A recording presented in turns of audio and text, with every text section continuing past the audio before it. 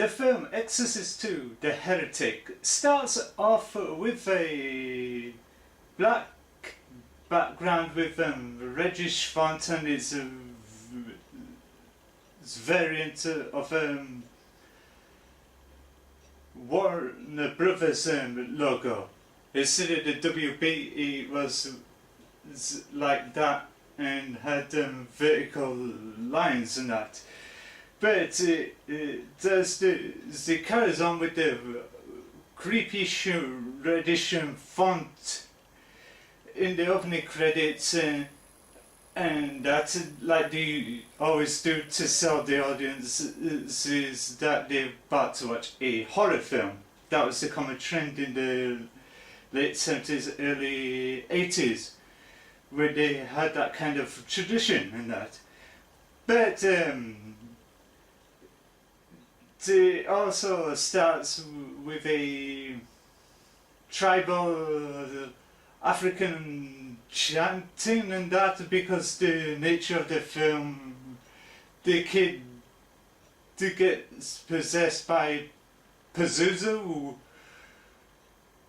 The kid is Kokumo, that grows up to be James L. Jones, the voiceover actor for Darth Vader, and etc. Then, well, before that, the film opens with Father Lamont, played by Richard Burton, that tries to exorcise the demon Pazuzu out of this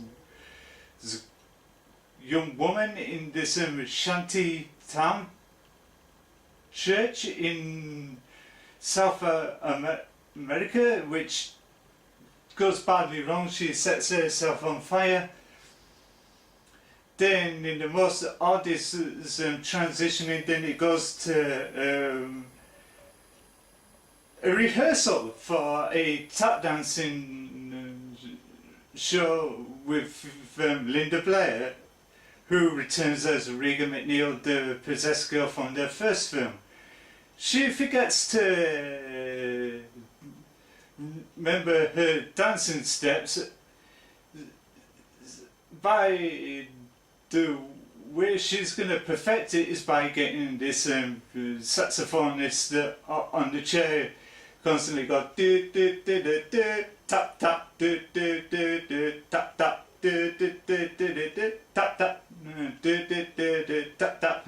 Yeah, which plays was one of the tunes that was composed by Ennio Morricone, the guy behind such themes for spaghetti westerns, which the all stars Clint Eastwood. Then minutes later, she's in therapy because she has troubles getting over what happened to her 4 years earlier prior. She tries to hide to Dr. Tuskin, played by Louise Fletcher, who's known by many as Nurse Ratched from One Flew Over the Cuckoo's Nest. She don't believe Regan's story that her mother was struggling going through her troubled divorce and career and being away all the time. By Regan says there's nothing wrong with it. Then Tuskin pulls out this two-way hypnotic synchronization machine that looks like something like the old plunger that demolition experts used to use for blown up dams and bridges. That links up two minds into this device by blinking lights and making them go into weird trances and that. So Regan, now 16, she's reluctantly to go through the experiment at first. Then a scene later, Father Lamont gets set a task by the Cardinal, played by Paul Henreid, to go investigate what happened to Father Merrin, because he's up for posthumous charges of heresy and that. That accuses him for being a demon worshipper of Satan and whatever. Then Father Lamont appears at the hospital where Tuskin works and tries to inform Tuskin what she's up against, and Tuskin says, "When I'm up against Father," Father Lamont says, "You're up against forces that you don't understand, like something spiritual and supernatural and demonic forces and that." So he agrees to oversee the experiment. Then Reagan walks in and changes her mind. She says, "I changed my mind, I want to go through with the experiment after all." As the next day, the first day of using the machine by going under, which they had to hypnotize each other in order for the device to sync up and etc. But it all goes very normal until Tuskin has a heart palpitation, like you see close-ups of her going, panty going, and all this lot. So it gets way too much. So Reagan breaks the psychic link, and Father Lamont steps in and sees some recollections of Father Merrin having heart palpitations because he got way too much of seeing Reagan demonically possessed. In the recreation scene, they get a standing actress to don the makeup applied by Dick Smith, because due to the contractual terms of Linda Blair returning back for the sequel, she says, "I don't want to go through the makeup process again." So they have to bring in her stunt double that was used in the previous film and that. Then you get Reagan standing over and to copy her feeling and that, and then you get the demonic version of her also copying the feeling, which you see the inside shots of Tuskin's heart pounding and that, and Father Lamont tells the demon to stop it. Then seconds later, Tuskin returns back to normal as if nothing happens and that. Then minutes later, Reagan draws a disturbing picture of Father Lamont on fire. It shows Tuskin as the picture when she's about to do her rounds and that. Father Lamont says, "We may be in danger, there's fire." They go through to the storage cupboard, and Tuskin thought he was pulling a sick prank on her and that. When they go to the locker room and find the box that contains a plastic baby on fire, then they realise it was not a joke. Then in hilarious fashion, Father Lamont goes whack, whack, whack with a wooden walking stick with flammable materials, and that made the fire spreads even worse. Then Tuskin looks in an awkward pause. Then all of a sudden she does something with the fire extinguisher and saves the entire hospital. Then it gets tirelessly bizarre. The second run of the synchronizer, they connect by showing POV shots of South Africa and everything else, and this voice is by calling themselves Pazuzu, saying, I claim Kokomo even now, I show you power. Then Reagan, looking all pretty and all made up and that, she says to Father Lamont in the demonic voice, looking all attractive, saying, come fly the teeth to the wind, share my wings, which is the most dumbest dialogue I've ever heard. What does that even mean? I don't understand that logic.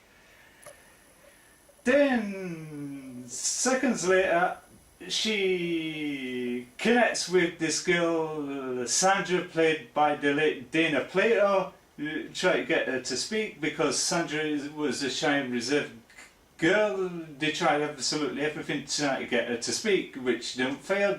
Reagan uses telepathy to get into the mind of Sandra, and then Sandra says, I'm autistic, I'm withdrawn to speak. And Sandra says, what's the matter with you? Then Reagan says, I was possessed by a demon. And Sandra goes, in the most awkward face, when she's about to snort up her nose, the kind of traits that most kids used to do when they were young. Then Reagan says, oh, okay, he's gone, and the mother of Sandra walks in and says, Mother, you won't believe what happened to her. The mother says, she's talking, like it's a proud moment of her life. Then the nurse called in Dr. Tuskin, and she and Father Lamont comes barging in and says, and finds out that Reagan got her to speak, and that Reagan says to Tuskin, after Tuskin said to her, what did you do? Reagan says, first she would start talking inside, now she's talking on the outside.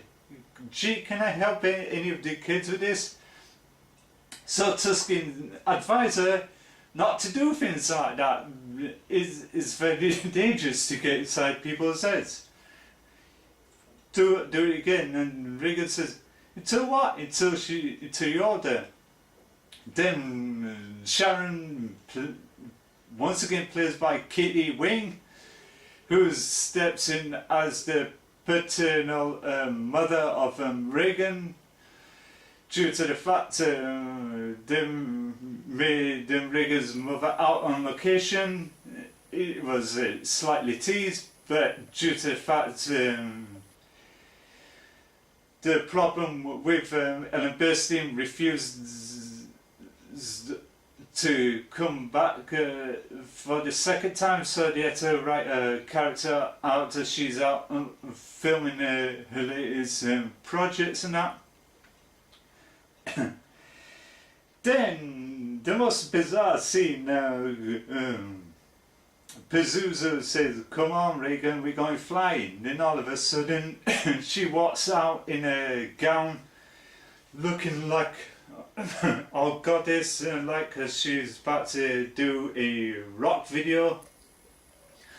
Then she's trying to throw herself off the balcony of a high-rise apartment with a top-down shot of miniatures and that, when she's glancing into a matte painting because it's set on the soundstage in Burbank in California, like most of the percent of the picture was. So, like with the house included, they couldn't demolish the real house because the real house from the first film is protected and listed due to what reasons? Because tourists goes there, take photos of the exorcist steps, which also was once called the 39 steps prior to the exorcist, and original house is still there. So they had to utilize it in the soundstage at Burbank, because they had to consist of the scene of a house splitting in two or whatever, due to the fact it was part of the climax of the film.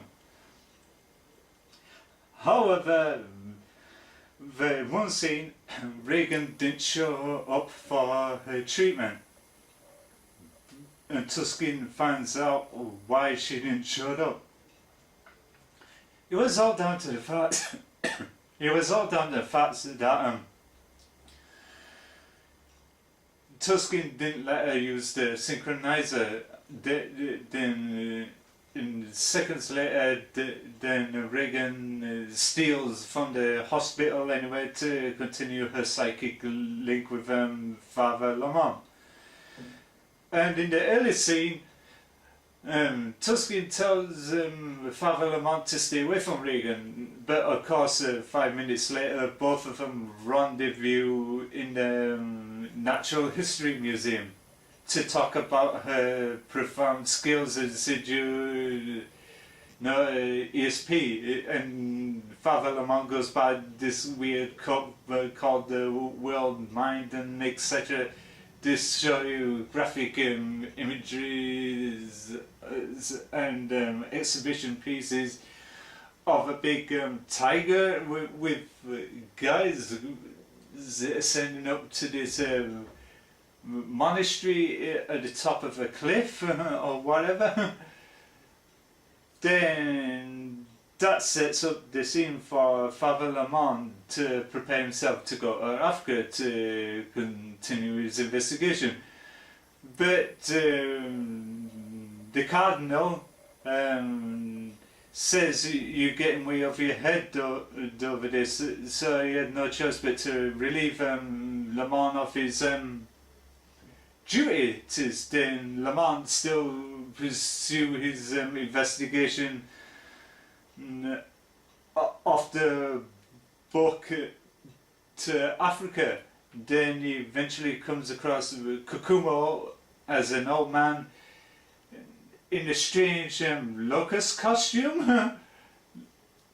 When he walks through the weird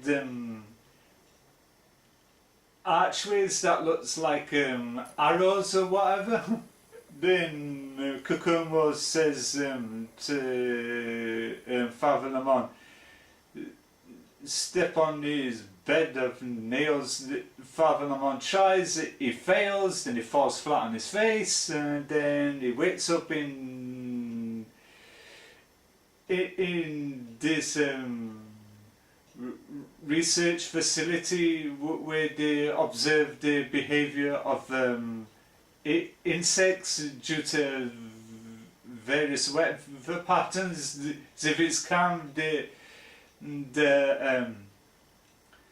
bugs are okay. When it comes to certain weather conditions, they go out of control and becomes a more rolling swarm with a single mind. Then Kukumo says to Father Lamont, it's hot, to come inside where it's cooler. And Father Lamont says, have you ever been possessed? He said to Kukumo, then Kukumo says, by Pazu. And his mother says he told him that as a kid as a bit of a legend. But there's a continuity error in that scene. You see once the close-up of James Earl Jones with the tribal markings on his face, but when he picks up Father Lamont as they start talking, it's totally gone, then it appears right back again. That's a continuity error that I spotted out in this entire film. Yeah, total bizarre. Where they had this constant POVs with the constant tribal African chanting, then it comes to backwards and forwards of Father Lamont getting stoned, then Regan reacts as if she's getting hit, then she stumbles off the stage. She says to Tuscan, please don't drug me, then Tuscan still does it anyway. That leads the scene for her to steal the synchronizer to meet up with Father Lamont in the seedy downtown crap shack or whatever. By going in with the most tacky clothes that she wore, and that then that leads to the showdown at the house from the original, where Reagan's looks in, sees her past horrors, comes in the face, seeing her former self possessed on the bed. Then it fades in, it reveals a hotter, sexier version of Reagan on bed in a gown and a robe, wanting to seduce Father Lamont, because Kukumo says about the brushing of the winds that can change anybody's personality, and that which becomes the vernacular of the showdown, and that. And Reagan, the evil version of Reagan, says, once the winds are brushing, you'll be mine forever. Then good Reagan starts channeling Kokomo. She says she'll break the chain reaction. Only way to prevent that is tear out her evil heart. Then when he starts going in for the kill, a swarm of locusts comes bursting in and starts tearing the house up and all this lot. Then good Reagan, in order to repel the locust, that starts spinning her wrist around it like she's at a rock concert, and etc. to Reagan's theme. That gives the dissolve of the locusts disappearing. Then seeing Tuscan look over a charred remains of Sharon, because Sharon sacrificed herself to prevent Tuscan from coming inside the house. Then Tuscan says, I understand now, the world won't, but not yet. She confides with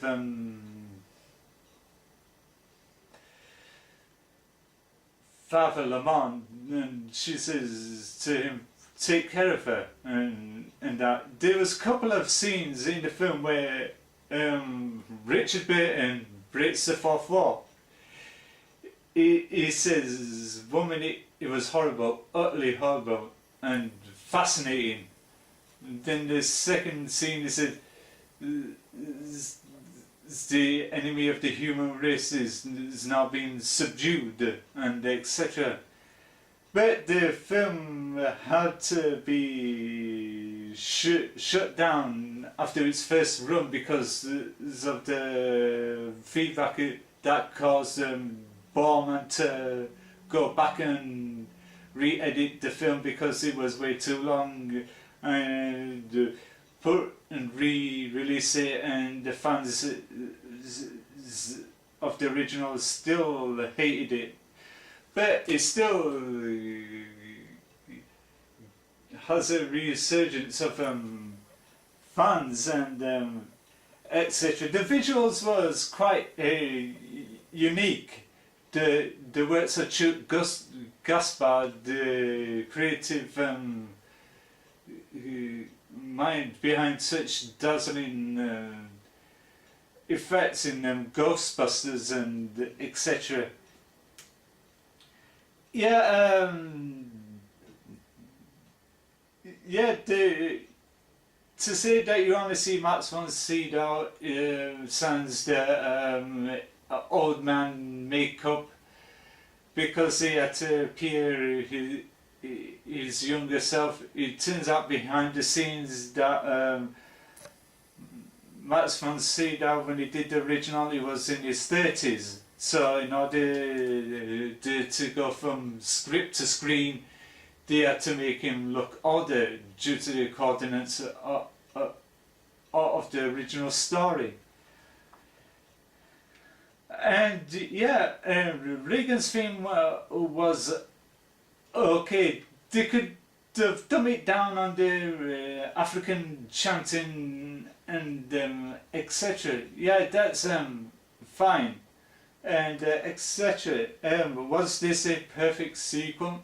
Not as much. I've seen worse sequels as that I've ever seen, and yeah, and it's much see film to watch on a Saturday night when there's nothing better to watch, or during through Halloween. Yeah, it's a great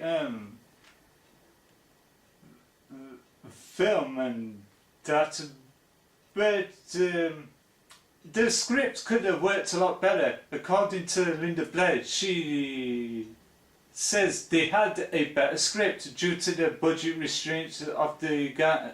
He's in the high heavens of Warner Bros. Decided to go against that script, slight change it and that.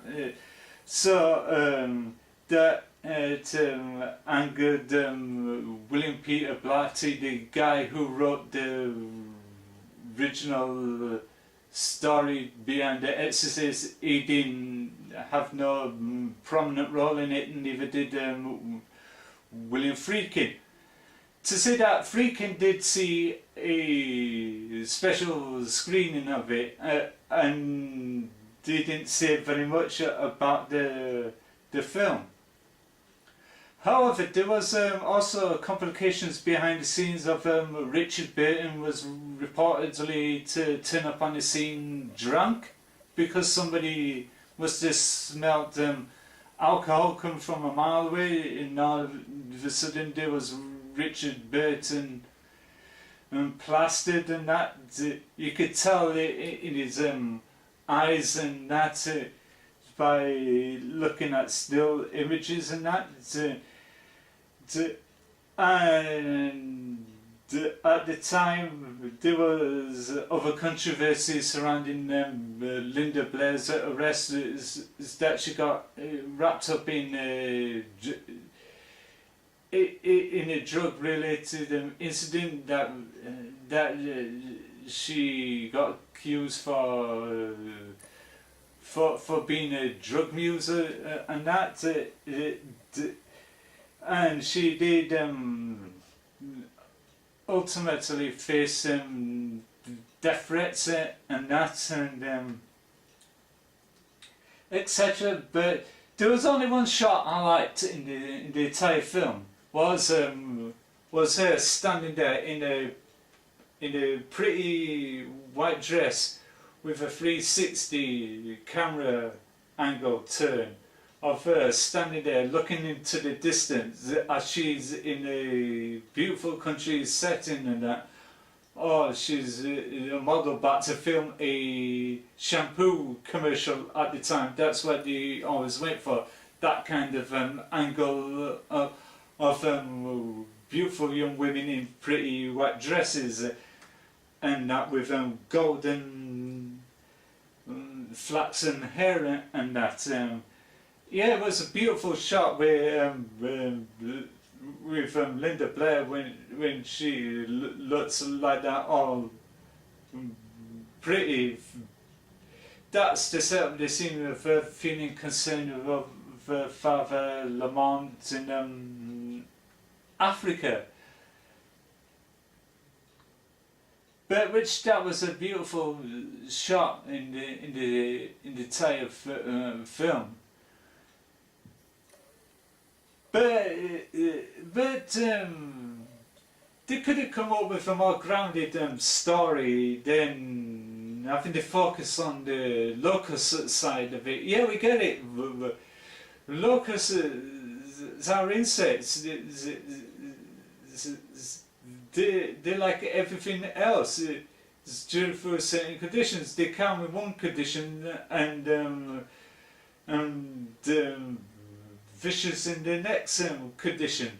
It's like the full moon that could change a person to act rather weird, and that's just common nature with itself.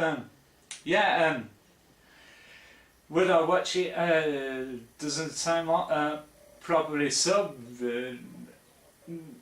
Is it a guilty pleasure? Yeah, because it was the totally worst sequel I've ever seen, probably not. The sequel I've seen so far was the Return of the Living Dead 2, which had no service to the original film. But yeah, all in all, verdicts are going to give Exorcist 2, the Heretic, a 7 out of 10. I could have given it a bit more if they had the more grounded script and that, and that's why it's sticking to a 7 out of 10 ratio and that. Yeah, and I've got so many other horror films to review in the next days or something leading up to Halloween, which is part of goretober. This is a part of it. You could tell by the background and that. Yeah, it's a great guilty pleasure, and definitely watch it again. Until then, this is me, Frankie, holtzmann, smales, wherever you are. Have a good evening, wherever you are in the south of France. Bonsoir and bon nuit, and fairly well.